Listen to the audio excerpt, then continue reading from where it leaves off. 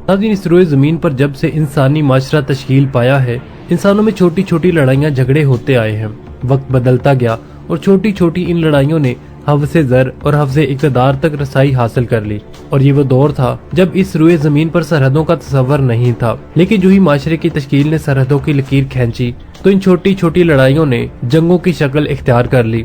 ज़माने कदीम में जंगें ज़मीन के लिए ज़मीन पर ही हुआ करती थी, लेकिन रफ्ता रफ्ता इंसान ने तरक्की की तो ये जंगें पानी पर भी होना शुरू हो गईं। और जब जमाने ने और तरक्की की तो ये जंगें फिजा में भी होने लगी। अब मुल्कों ने अकेले लड़ने के बजाय अपने साथी मुल्कों को भी शामिल करना शुरू कर दिया और यूं यूं लड़ाइयाँ इनफरादी की बजाय इज्तिमाई तौर पर लड़ी जाने लगी। आज मैं आपको दूसरी जंगे अजीम की बहरी जंग का एक ऐसा वाक़या सुनाने लगा हूँ जिसे आज तक की दुनिया की सबसे बड़ी बहरी जंग कहा जाता है। ये 23 अक्टूबर 1944 का दिन था जब बहरा फिलिपाइन के साथ खलीज लैटी में अमेरिका और जापान का टकराव हुआ।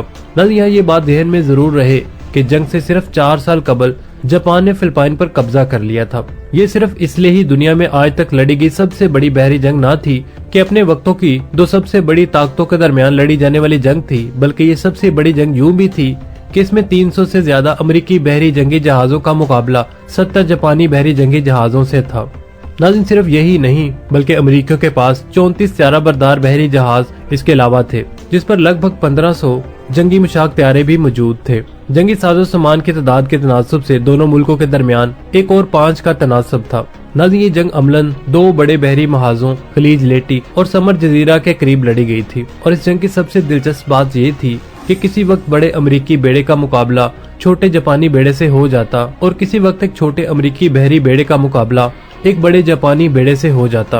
नाज़रीन, यहाँ अपने वक्त की इन दोनों बड़ी ताकतों का अपने तय ये दावा था कि इनके जंगी हथियार दुश्मन के मुकाबले में जदीद हैं और इनकी जंगी हिकमत अमली दूसरे से ज्यादा बेहतर है। इसलिए दोनों ही एक दूसरे को नीचा दिखाने के लिए बरसरे पेकार थे। अब अमली तौर पर यह जंग समर जजीरा खलीज लेटी में लड़ी जा रही थी। दोनों मुल्कों ने मुख्तलिफ हिकमत अमलियों को बुरोए कार लाते हुए अपनी जंगी चालें चलना शुरू कर दी।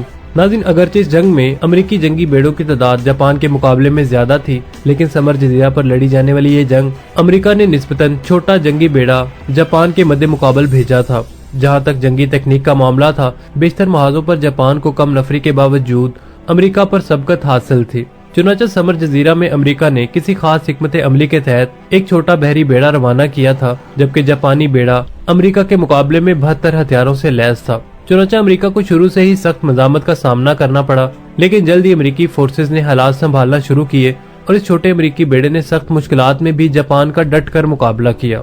यहाँ तक इस छोटे अमेरिकी बहरी बेड़े ने एक भरपूर वार करके जापानी कमांडर वाइस एडमिरल ताकि अमेरिका को अपने बेड़े का रुख तब्दील करने पर मजबूर भी कर दिया, क्योंकि अमेरिका की भरपूर मज़ामत से लग रहा था जैसे अमेरिका के किसी बहुत बड़े बेड़े ने हमला कर दिया है।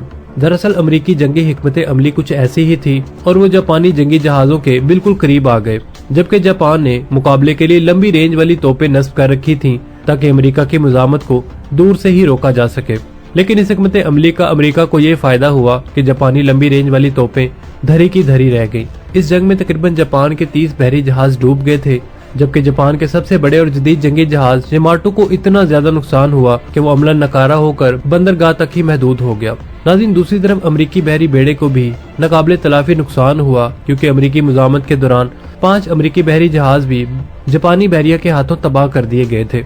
नाज़रीन, इस जंग के इख्तिताम पर मुबस्सिरीन ने जो जायजे पेश किए, इसके मुताबिक ये जंग नताइज के एतबार से यूं खिलाफ तवक्के थी। एक तरफ तो जापान, जिसे अपनी जदीद बहरी कुव्वत पर घमंड था, फिलिपाइन पर अमेरिकी हमले को रोक ना सका और अमेरिका ने अमलन जापान की बहरी को नकारा कर दिया था।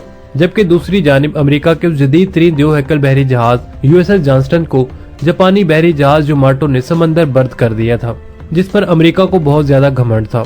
नाज़रीन, सिर्फ यही नहीं, जापान के यमाटो बहरी जहाज के हमले के दौरान अमेरिकी जहाज यूएसएस जॉनस्टन पर सवार 327 एहलकारों में से 186 अरकान जान बचाते हुए डूबकर हलाक हो गए थे। इस जंग की जो सबसे दिलचस्प बात ये थी, वो 2 बड़ी कुव्वतों के जदीद तरीन बहरी जहाजों यमाटो और जॉनस्टन के दरमियान टकराव था, जहां अमेरिका ने जापान के यमाटो को बेबस कर दिया। वहीं दूसरी तरफ जापान ने अमेरिका के यूएसएस जॉनस्टन को समंदर बर्द होने पर मजबूर कर दिया था। लेकिन नाज़रीन, इससे भी दिलचस्प बात ये थी कि जॉनस्टन जहाज आम जहाजों के बरक्स किसी करीबी साहिल के इर्द गिर्द घूमने के बजाय समंदर की गहरी तरीन जगहों में से एक गहरी जगह पर इंतहाई तेजी से डूबता चला गया। माहिरीन के मुताबिक समर जजीरा, जहाँ ये मार्का वकूफ पजीर हुआ, वो वसी समंदरी वादी के किनारे पर वाक़ है जो फिलिपाइन खंदक के नाम से जाना जाता है। ये जजीरा फिलिपाइन और इंडोनेशिया के साहिल के साथ तकरीबन 1300 किलोमीटर तक फैला हुआ है। समुद्री इल्म के माहिरीन के मुताबिक ये जगह इंतहाई गहरी है और इसकी गहराई का अंदाजा इस बात से लगाएं कि अगर माउंट एवरेस्ट को फिलिपाइन खंदक के सबसे गहरे मकाम गाल्तिया डेप्थ पर रख दिया जाए तो इसकी चोटी फिर भी 2 किलोमीटर पानी के अंदर होगी। नाज़रीन, शुरू में यूएसएस जॉनस्टन की बाकियात ना मिलने की वजह से ये फर्ज किया जाता रहा कि ये किसी गहरे मुकाम पर गर्क हो गया होगा, मगर हाल ही में अमरीकी बहरिया के एक साबिक अफसर ने यह दावा किया है कि इसने अपने कुछ साथियों के हमरा 78 साल पहले डूबे हुए इस बहरी जहाज को ढूंढ निकाला है। इसने तबाहशुदा जहाज की तस्वीर भी लोगों के साथ शेयर कर दी थी। तो नाज़रीन, अब तक के लिए सिर्फ इतना ही। उम्मीद है आपको हमारी आज की ये वीडियो पसंद आई होगी। उस वीडियो ने आपकी मालूमात में काफी ज्यादा इजाफा किया होगा। मिलते हैं नेक्स्ट वीडियो के साथ, तब तक के लिए आमिर सोहेल को इजाजत दीजिए। अल्लाह निगहबान।